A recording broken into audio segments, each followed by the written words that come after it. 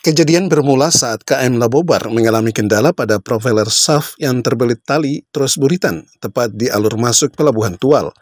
Peristiwa ini dilaporkan oleh pihak PLNI pada pukul 05.40 waktu Indonesia Timur.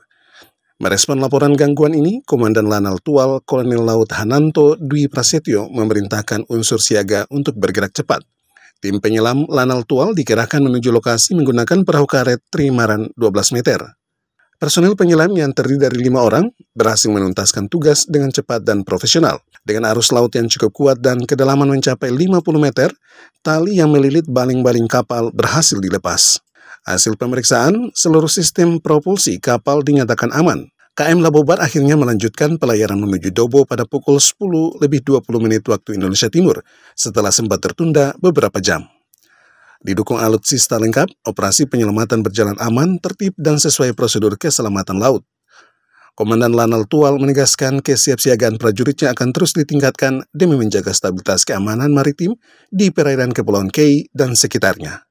Dan ada 4 personil penyelam dan tim kesehatan yang sudah siap.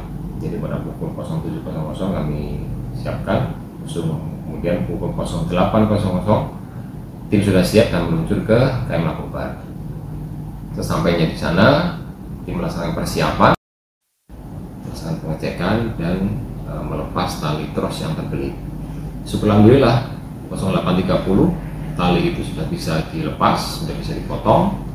Kemudian atas permintaan dari krunya KM Labobar untuk memeriksa lunas bagian bawah apakah ada kendala lain selain dari terbelit oleh tali. Dari Kota Tual, kontributor TVRI, Komar Efruan melaporkan.